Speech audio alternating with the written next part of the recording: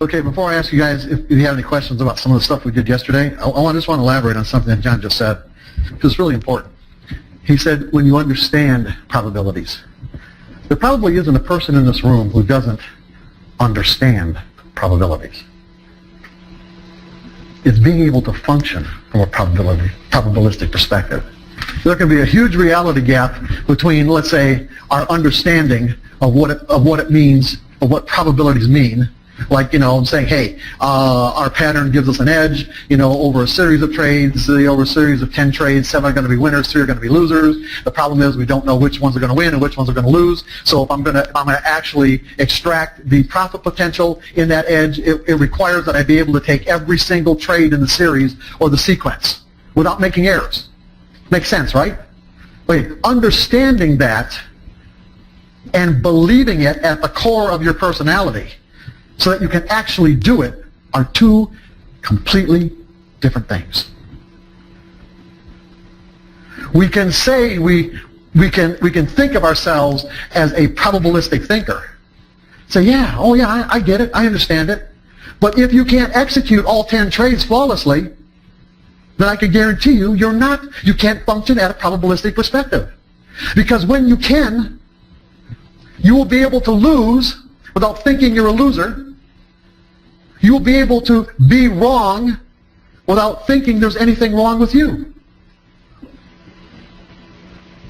Because that's in essence where we're going. This is what makes trading so hard. We live in a society that's completely obsessed with winning is everything. Avoid losses at all costs. Winning is everything. Avoid losses at all costs. These are very powerful belief systems. You think they're just going to go away and not assert themselves on what you do and how you behave just because you have this understanding in probabilities? Just because you might read a book or go to a conference and say, hey, you know what? This is a probabilistic environment that we're dealing in, and you got to think in odds. Oh yeah, that makes sense. I can see that. Try doing it. Because what you do is going to be a function of what you believe. And if you can't do it, it means that there are conflicting beliefs that say that, you know what? No, this is not right. I think my analysis should tell me what's going on. And even though at a conscious level you're thinking, no, that's not what this is all about, it doesn't mean that that energy isn't asserting itself on how you behave. Otherwise you wouldn't be afraid. You were at the casinos last night. How is it that if we lose, it taps us into, we have a losing experience, it can tap us into all the accumulated negative energy, like I put yesterday, of what it means to lose in our life. Losing has the potential to tap us into all this negative emotional energy. I don't want to feel that way. Most people with, let's say, a normal psychological makeup also don't want to feel that way. We will avoid this at all costs. I don't like the feeling of what it means to be wrong, all the negative energy. Brings up all the times we're berated as kids, someone ridiculing us, teachers, coaches, whatever.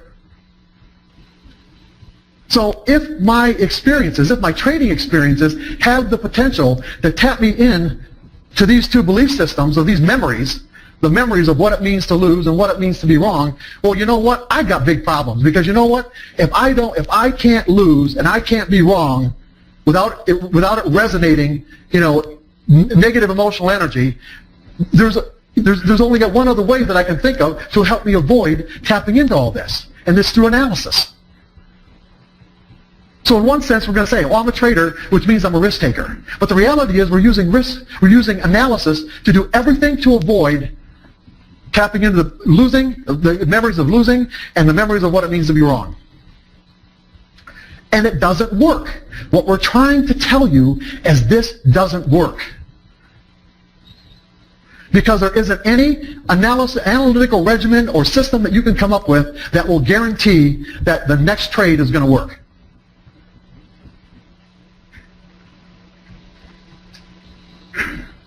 what technical analysis does is it defines patterns. In other words, when we got the order flow, we got buys coming into the exchange, we got a flow of sells coming into the exchange. When there's an imbalance between the buys and the sells, and there's no buys, the price has to tick up. When there's an imbalance between the sells in relationship to the buys, the price has to tick down. As these price up and down, as the price ticks up and down, up and down, up and down, up and down, it creates what we call collective behavior patterns. I say collective because everyone who submits an order to the exchange contributes to the pattern. And what we found is that not only can these patterns be identified, quantified, but they repeat themselves with statistical reliability over and over and over again in every time frame. You guys with me on this? Where's the problem? What? Go ahead, Tony. Oh, well, yeah. No. The problem is the patterns repeat themselves over and over again with statistical reliability. The outcomes that the patterns are predicting are random. I want you to get this. This is big. Okay? The patterns repeat themselves with statistical reliability, but the outcome that the pattern is predicting is random in relationship to the previous outcomes. There's a completely random distribution between wins and losses over a series of edges, or the criteria that define your edges. Exactly. That's right. That's how casinos make money. They're gambling on each individual. They know that's a gamble. Each individual outcome is unpredictable and unknowable. But over a series of events, the law of probabilities will work its magic, and they don't need to worry about the outcome to each individual event. So now you tell me, nobody likes tapping into the pain. No one likes tapping into the pain, and yet walk into the casino and watch people sit in front of a slot machine for hours and pump money into that machine, knowing they're going to lose. Not only knowing they're going to lose, experience losing, and why is it that they're not experiencing emotional pain? They are losing. Why aren't they experiencing emotional pain?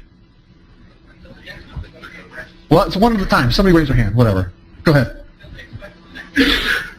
Yeah, let's put it this way. You say they're expecting the next one. They don't know if the next one's going to be a winner. The next one may be a winner, and the whole idea of it being fun is because they're going to be surprised if it is.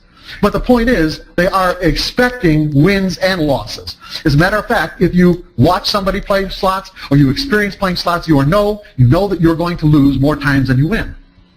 And as long as you accept the risk, meaning, and how do you know you accept the risk? Your behavior will tell you accept the risk because you don't have any problems putting the money in the machine. See, if you couldn't accept the risk, then you would find it difficult to actually put the money in the machine. Gambling forces us to accept the risk in advance, because if we don't, we can't play. You can't sit down at a blackjack table and just decide to play and without putting your money out there first. They won't let you. But the illusion that analysis creates with trading is that I can actually get into a trade and believe that I'm not taking any risk. And if the market happens to go in my favor immediately without giving any heat, it gives me, it reinforces the idea that yes, I can do this without risk. I can do this without risk. I don't have to experience this if I just find the right method. That method doesn't exist. Get it in your brain. It doesn't exist. If I had a method that produced 99% winning trades, I guarantee you, if you're risk adverse and you haven't accepted the risk, you will not make consistent money. You'll always be worried about that one time. That's why, you take a trader who, has, 9 out of 10 winning trades, maybe 4 or 5 or 6 or 7 in a row, and, you're talking to other traders at conferences and chat rooms, and they'll tell you about all these winning trades that they had. They didn't tell you that the 10th trade, they lost all their winnings on the first 9 and more. They didn't tell you that. Yeah, 9 out of 10, 9 out of 10, yeah.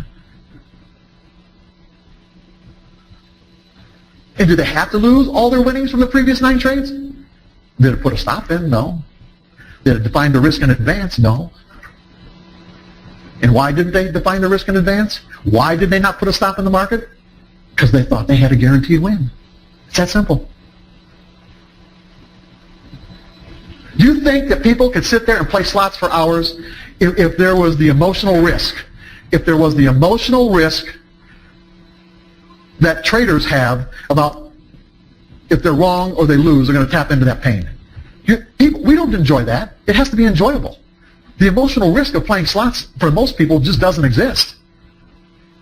They're enjoying themselves because they know the outcomes are random. They know they cannot, it is senseless, it would be an effort in absolute futility to think that they're going to predict what the pattern of those wheels are going to come up with on the next spin. They might not know anything about the architecture of the computer chip that generates the random outcome, but the point is, it is a purely random outcome. And when we learn that it's purely a random outcome, the whole idea of predicting or even being right or wrong is irrelevant. It doesn't apply. Does not apply. And so it takes what we're doing, the activity, out of a right or wrong context. And so I can sit there and push the button, and there's nothing to be right or wrong about because I'm not predicting the outcome. Now, that's a little bit more tricky in trading because we're using an analytical process to actually make a prediction. But what we have to do is we have to apply the principles of the law of probabilities on that prediction and say, you know what, this is a prediction, correct? Okay, I mean, this is, yes, I am making a prediction. I don't have any illusions about the fact I've used this analytical process, I've come to a conclusion, I'm making a prediction, but you know what, it's still just a guess. And in that way, we're not responsible for what the market does after we put on a trade. How can we be? When you understand order flow, when you understand there is no way that I can predict the intent that other traders have after I get into a trade. There are other traders all around the world waiting to enter orders for whatever reason pops into their brain. Whatever agenda they have, whether it's commercial, whether it's contractual, whether it's hedging, or whether it's pure speculation, they have their reasons for sending a buy or a sell order to the exchange and how big that order is. There isn't anything that we're doing from a technical or even fundamental perspective where the mathematics of our system can predict what those guys are going to do, or women, okay? There's just no way. In essence, I'd have to know who's about to send an order to the exchange, what kind of orders are going to be. Is it going to be a buy or a sell? How big is it going to be? And then with that, you could say, okay, well, we've got all these buys coming in, we've got all these sells coming in, and so in this moment right here, we should get an uptick. But then again, let's say in the moment there's a huge abundance of buy orders coming into the exchange that overwhelms the number of sell order inventory to take the other side of those trades, and the market starts to shoot up. But then some other trader somewhere in the world sees the opportunity to what he thinks is sell high and just slams that rally with a huge order. Now you would think, well, who could trade that big? Well, hedgers can trade that big because they're not taking the risk. They're eliminating the risk. They're already long or short. They're already what I call naturally long and short based on their business. So yeah, they can put that big of an order in the market and actually defend a price. You heard words like defending a price? This is what it means. You tell me how a mathematical equation is going to predict that. Somebody please. But that's exactly the way you trade, isn't it? Isn't that exactly the perspective in which you take? You think that this mathematical equation is going to accurately tell you every single time what the intent of all these other traders are around the world? It's just a probability game, everybody. That's it. And analysis makes us think it's something else because of the erroneous connections that we make and erroneous assumptions that we make. It's like, yeah, okay, again, I've said again, I did my analysis. I made a prediction. The prediction was absolutely correct. So the reasons why I made the prediction must be the same reasons why the market went in my favor. And that way, I knew what was going to happen. I knew what was going to happen.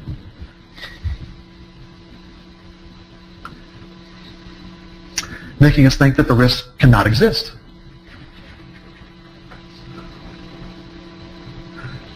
If you're trading to avoid being wrong, if you're using analysis to avoid being wrong in any capacity at all, even just the tiniest bit, if you're using analysis to avoid being wrong and avoid losing, it doesn't work. The only way you're going to make this work is to adjust the way you think, is to change your perspective. That what you're doing doesn't have anything to do with, you're going to need, your predictions have to be correct, but your reasons for making the predictions do not.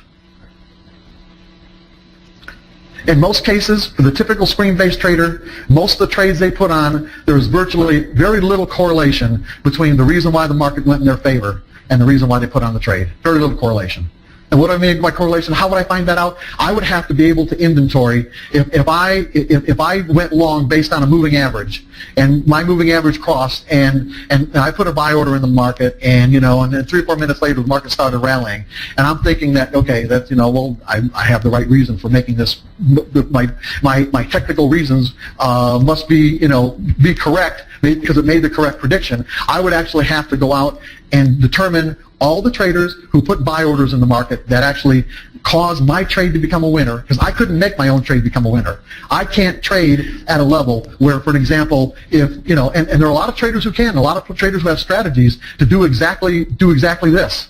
Okay, that when they see how many bids and offers there are at certain price levels, at certain significant reference points that they know they might be able, like I said yesterday, like stampede people out of a position or even into a position that helps them out.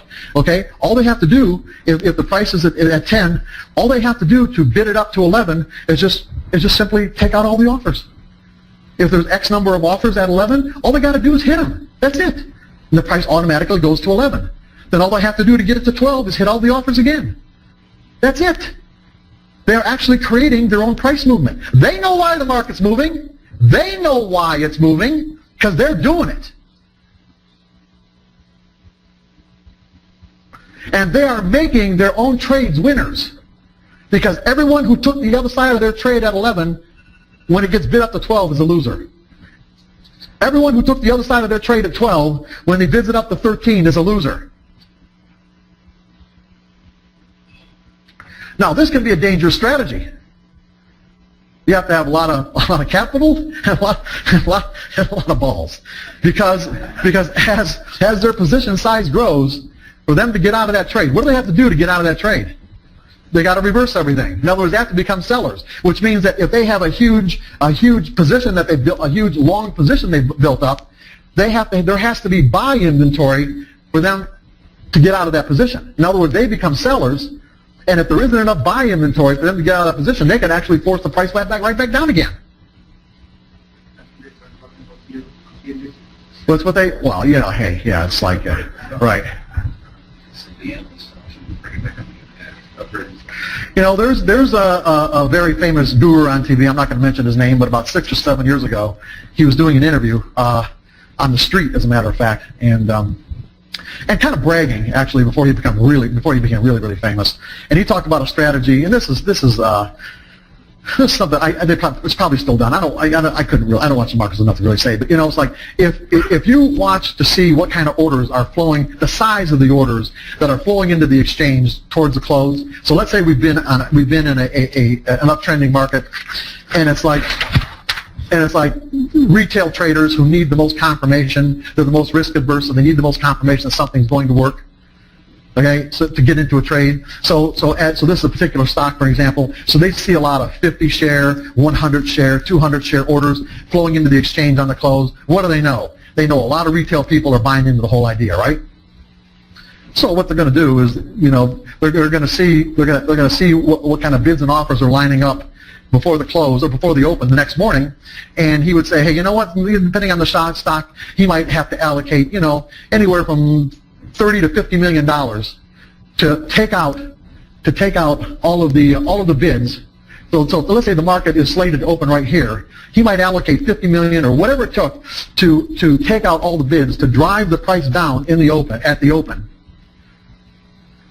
And not all, but many of the people that bought on the close the previous day, this was the close the previous day, they're going to think, oh my God, what did I do?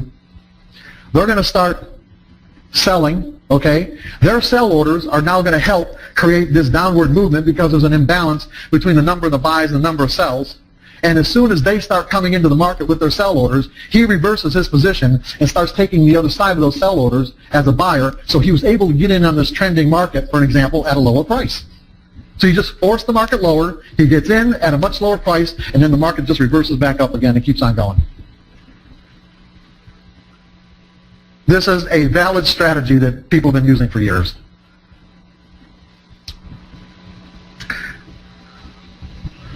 I mean, this doesn't surprise anybody, does it?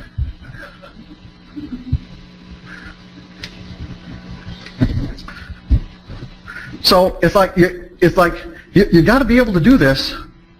You got to be able to do it. You got to be able to get yourself into an emotional state of mind, like a person who's playing a slot machine.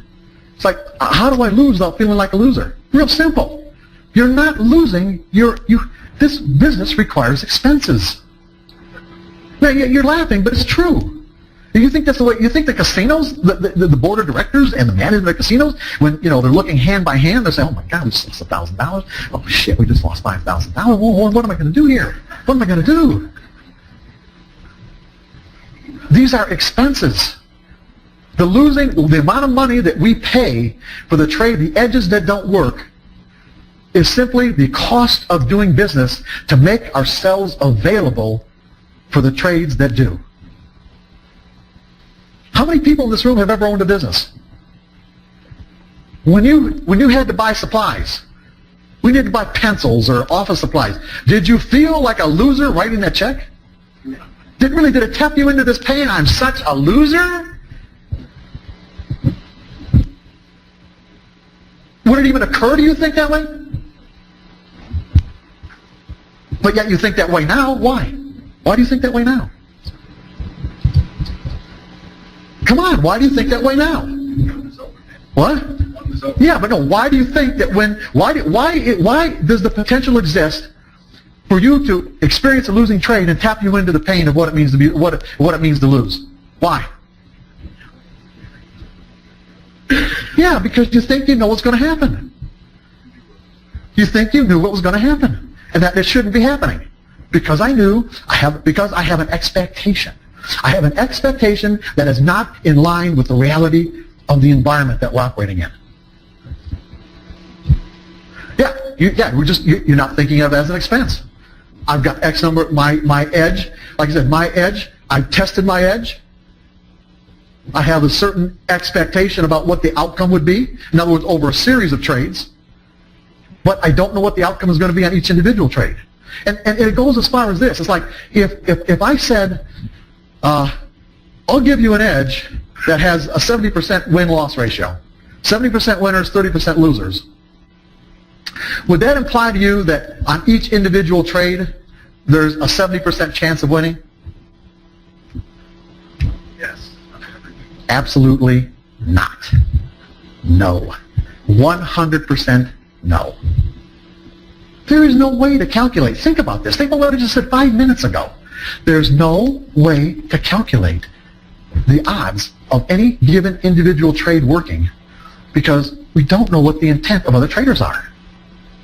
If I don't know what the intent of other traders are, how in the world can I calculate the odds of any given individual trade?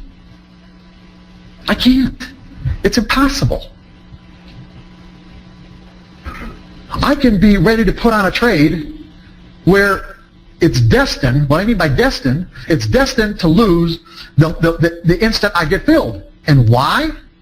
Because I don't know that some big hedge fund manager is going to unload a whole half his inventory of a particular commodity or stock in the opposite direction of my order. How would I know that? That his order's coming down the pike 1 minute after I get filled. How would I know that?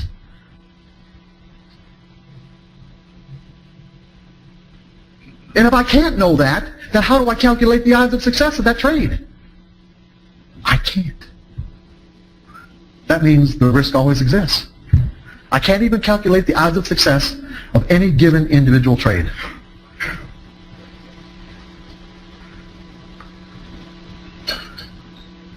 And when I do, it would, let's say, in the discretionary mode, it would be based on my experience, but in essence, I still know I'm guessing.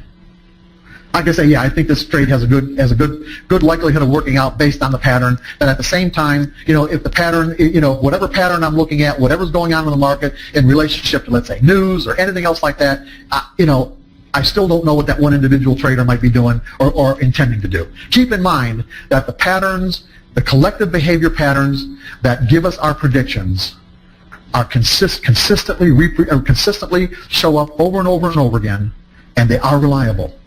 But it only takes one trader somewhere in the world, just one trader somewhere in the world, to negate the positive outcome of that pattern. We have an expectation based on the pattern. It only takes one trader, just one, unloading a huge order within minutes or whatever after we get into our trade. That's all. Tell me how you're going to predict that. Tell me how you're going to calculate the odds of that trade working. The average rate is by itself. It is not a 50-50. I'm going to stop you right now. There's no way you can say it's 50-50. There's no way you can say it's 50-50. Oh, I just said that a trade could be destined to lose. There's a virtual 100% certainty that you will lose even before you put the trade on. So how's that 50-50? What I'm saying is that, yes, that's what you're saying is true in terms of we can't predict it, but within the context of probabilities based on our analysis, we have to make a decision based on that with the risk. Yeah, you have to make a decision, but keep in mind these decisions. You have to expand. You have to expand your perspective. You want to make this decision on a trade by trade basis. What I'm saying is that we're going to expand our definition of success from a trade by trade basis. This is trade 1, trade 2, 3, 4, 5, 6, 7, 9, 10, 11, 12, 13, 14, 15, 16, 17, 18, 19, 20, to what I call a sample size of trades. In other words, I am not concerned with the outcome of any particular individual trade within the 20 trade sample size. What I do is trade in 20 to 25 trade sample sizes. And what I mean by that is that I'm saying to myself, I'm based on testing the particular variables that define my edge. I have found that I've got, let's say a 60-40 win-loss ratio. And we're not talking about, and how you profit in relationship to, into what your expenses. But let's just keep it at a 60-40 win-loss ratio. And so I say to myself, what I'm going to do is I'm going to take the next 20 trades and find out what my results are. Now, I like trading in 20 to 25 trade sample sizes because what you want is your sample size to be large enough to adequately test your edge. You want it to be small enough so that if your edge starts deteriorating over time, because we're dealing with a fluid environment, edges can get better and edges can get worse. And you want to be able to stop your sample size so that if your edge is actually deteriorating, you can change the variables before you lose too much money. But you got to take this expanded view that I'm not trading trade by trade anymore. It's over a series of trades. And so if I like my outcome at the end of 20 trades and I look at what my outcome is, what my profits and losses are, if I like what I experience, I take another 20 trades. I do not, under any circumstances, change the variables within the sample size, because that would be trading randomly. I'd be adding random variables that will skew the results. But if I like the results, then I'll take another 20 trades. If I don't like the results, since I know exactly what I did and why I did it in every single trade, I can go back and look at my variables and say, you know what, if I tweak this, if I just take a little bit more risk on each one of these trades, I actually would have been in more winning trades and experienced more profit. Or I could even see that I might not have to take as much risk. Or if I just move my profit objectives a little bit further away or a little bit closer. In other words, you're trading, instead of trading randomly, you're trading systematically. Because you're going to learn what works and what doesn't. As long as you're adding random variables into your equation, you never learn what works and what doesn't. You will over a period of time. It might take you 5 years or 10 years or whatever, but you can cut that learning curve back, real quick. Just stop trading randomly. Well, that is that your variables may not change, but all the things that you're betting on or you're investing on, those variables are changing. So That's why we trade a limited sample size. That's exactly why. You're right. What do you do when things are going bad? If you've got 12 or 20 wins, the next sample size that you're running might only have 8 out of 20 wins now. Is that statistically significant or not? I think so, yeah. I think that usually between 20 and 25 trades, if it isn't working, I'll change the variables. Same thing. Yeah, absolutely. Yeah.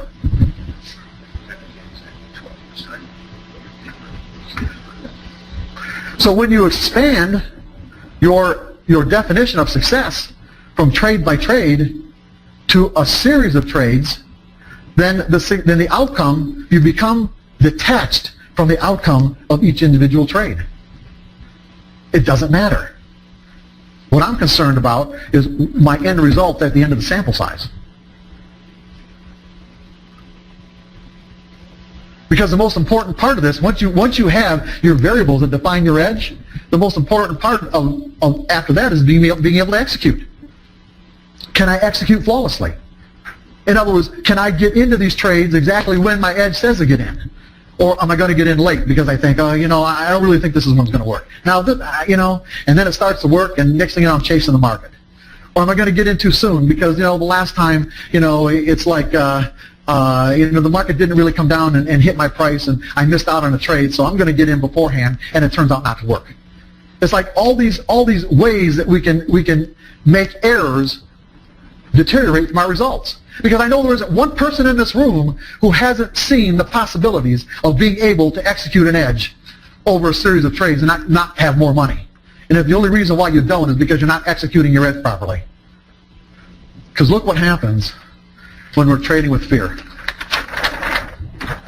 See, this can only be done in a carefree state of mind. I can't care about the results. It can't matter.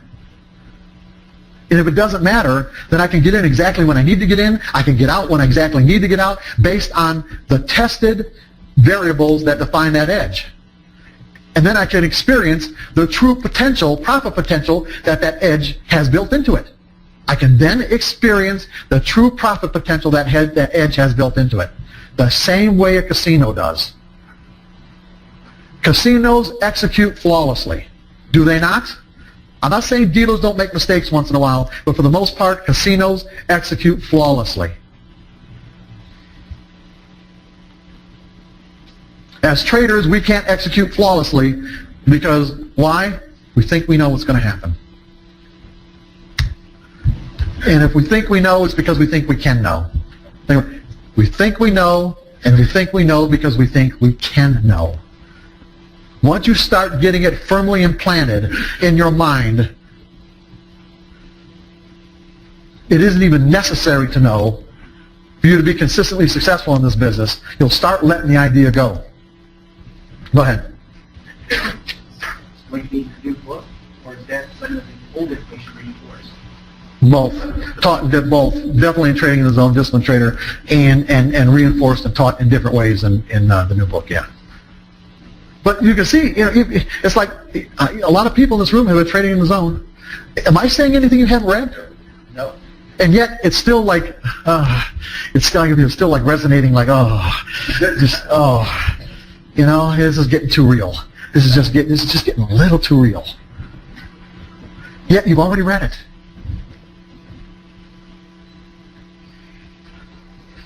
Go ahead.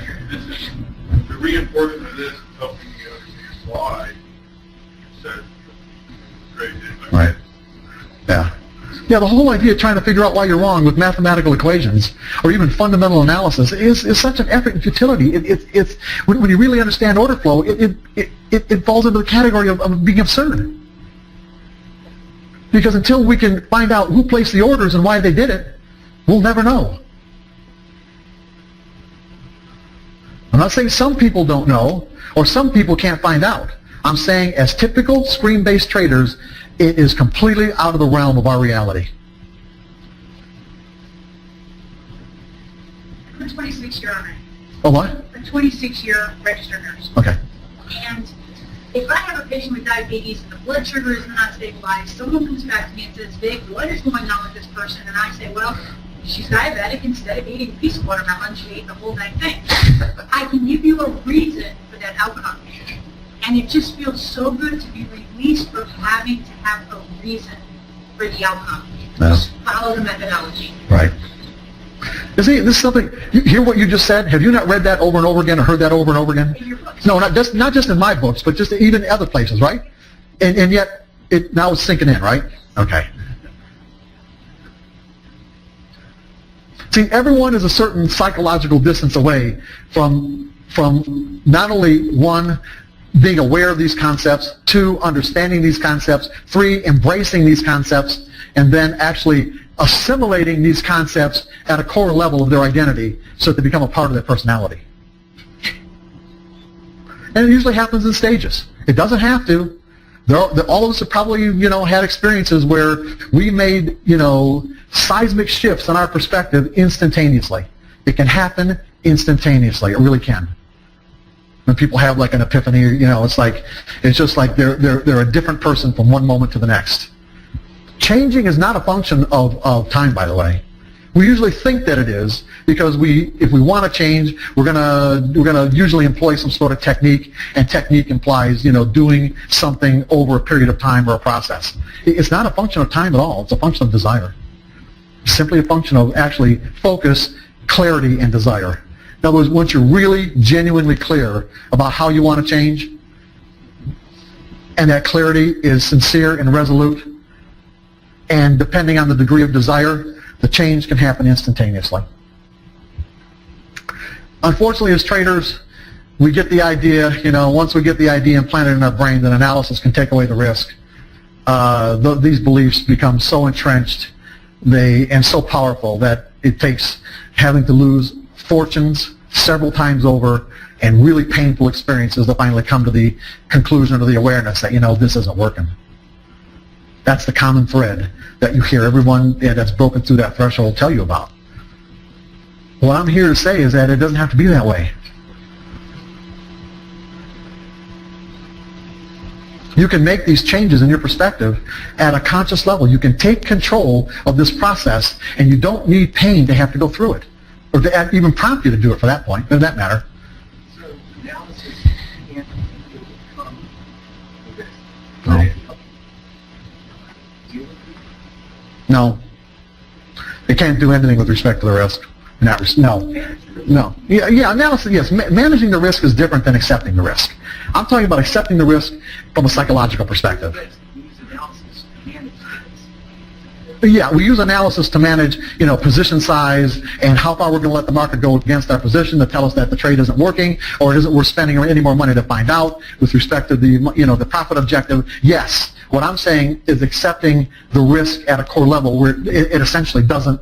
I'm not really confusing guys if I say it that way. That it doesn't matter.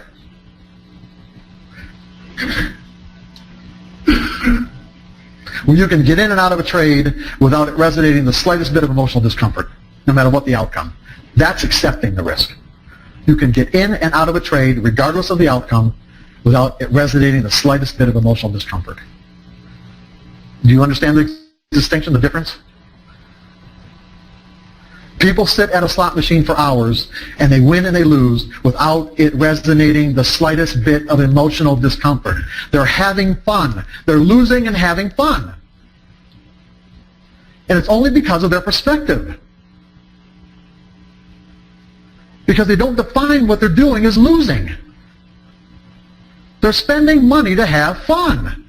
And for the possibility that, they're going to get surprised and get money. This isn't any different. It really isn't. The order flow has the same impact on price movement as a random chip generator in a slot machine. And if anybody disagrees with that, tell me how and prove otherwise.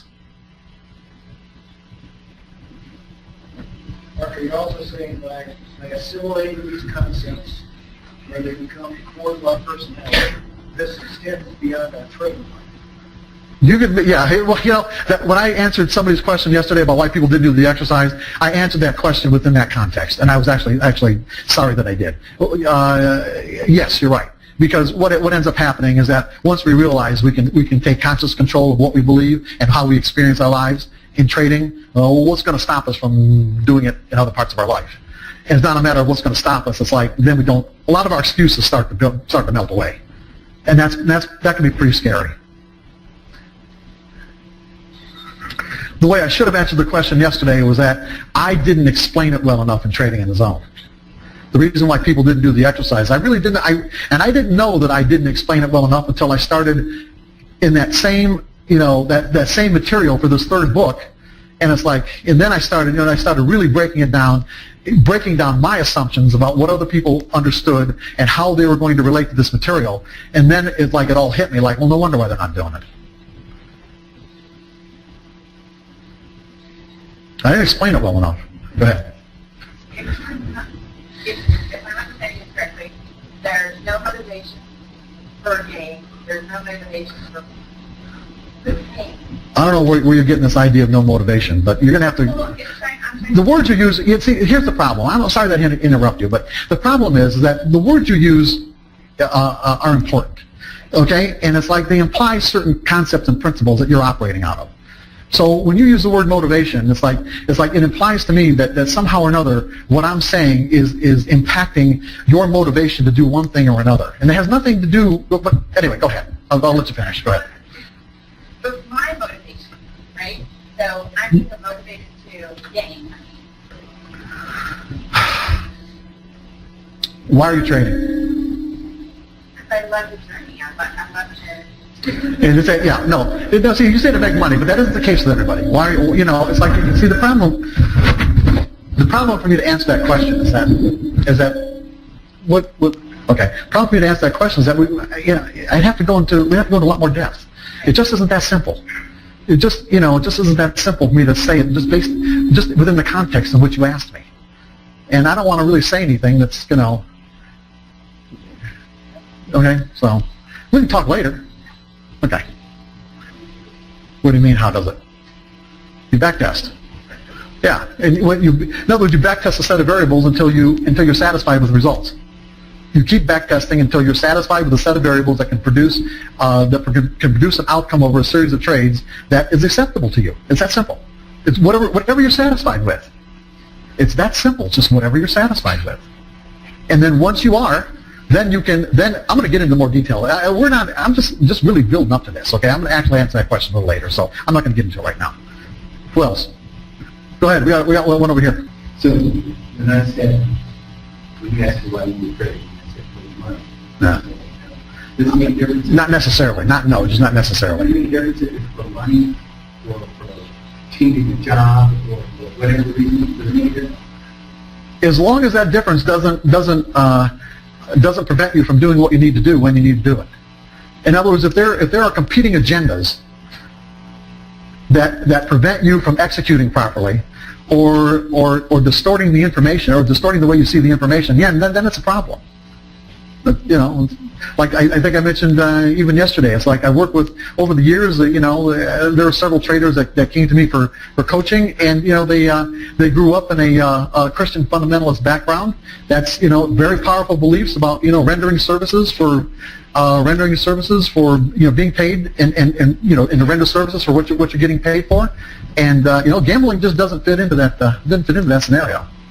And even though they would try to convince themselves that they're not gambling, the reality is they are, and at a certain level, they know that they are, and they're not, and they're acting in a way not in accordance with their religious beliefs. And even though they do everything they can to shove the expression of those beliefs into the recesses of their mind, where it doesn't have any effect on the way they see the market and the results, guess what? It doesn't work. They have to be reconciled.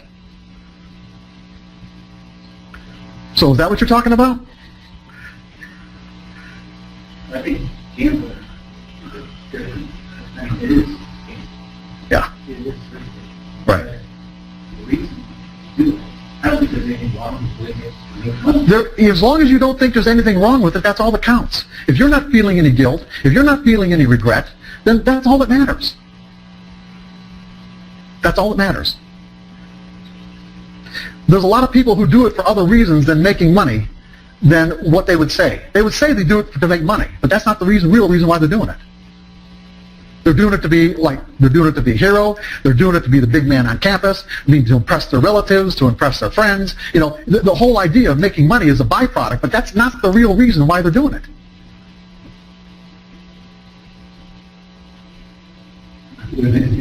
Okay, then that's right.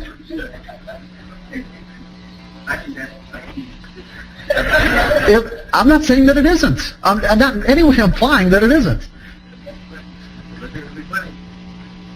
But the problem is that people have a lot of different beliefs even about making money and about what money means in their lives. It's like you have a person that says, you know, I'm doing this to make money, and yet I can't tell you how many traders I've worked with that have a threshold of how much money they'll allow them, how far they'll allow them their account balance to grow. And they get to this threshold, and you know what? They have a huge drawdown. They build it back up. Same almost to the dollar amount. Boom, dollar amount. And they can't get through it. This scenario has nothing to do with what's going on in the market. It has nothing to do with their edge. Now, if they're trading mechanically, you see, the thing is, I'm not implying that you even have to know what these issues are. I don't want to scare you guys. You don't have to know what these issues are. And if you don't want to get involved with them, that's all right. You can still be very successful as traders. Just don't trade in a discretionary mode. Because, see, when you trade in a mechanical mode, you know exactly what defines your edge. You know exactly what you're supposed to do and when you're supposed to do it. There's no question about it. When you trade in the mechanical mode, the market has to conform to your specific specifications of your edge, or you don't have a trade, you don't have anything to do. So there's even nothing to think about. All the thinking was done when you did your analysis in your back testing. You decided what your edge was going to be and the variables you're going to use to define that edge, so all the thinking was done in advance. The market either conforms to your edge or it does not. If it does not, you have nothing to do and nothing to think about. Therefore, if you have all these other side issues coming into play, you don't have to know what they are. You just have to know, you know what? I'm finding it difficult to execute my system. Why can't I do it now? It's like, you know, I'm supposed to get in right now in this moment, and you're feeling resistance. Or you're feeling resistance, you know, putting your stop in the market. Or you're feeling compelled to pull your stop. That energy's coming from somewhere. You don't have to know where it is. But at least if you know that you're not doing what's appropriate, you can at least shut down and stop trading, or if the desire is strong enough, step through it and do exactly what you're supposed to do. And every time you do, and I'm going to go into this in a little bit, every time you do, you start building and you start adding energy to your new beliefs about what it means to be a successful trader, and you just automatically start extracting energy out of the conflicting beliefs. And you don't even know where that energy is coming from. You don't have to know. You just have to stay out of the discretionary mode. Because the skills that you're going to need to trade discretionary are pretty sophisticated, at least to create consistent results. They're pretty sophisticated mental skills. They really are. I'm a professional football player. Okay. Okay. And I know what the street's like. You know what the what's like? The street, the winning. Yes, okay, yeah. I've been in one. I'm positive. But I can go in a month, I can go 10 days straight, losing on a losing streak. But I'm in one, I'm all the way up. But after, say that, I mean, you can't say you're emotionally not affected after 10 days. Even though I'm a professional football player, I still get affected. And I could say, it's like the plateau. You know, once you get affected 10 days straight, you play something. But trading, you trade it. Right. So when you do have a 10-day streak of winning, you do have to trade better. You play better. Correct? Yeah, absolutely, yeah. But you can't say, you know, it doesn't affect because... Well, I'm not saying that it won't. Right. Again, I'm not implying that it's not going to affect you. But what I am saying is you have to be aware of it. And aware of the potential impact it has on your ability to execute properly. taking a break. Yeah, taking a break. Yeah. You know what? That's a good idea. Let's take a break.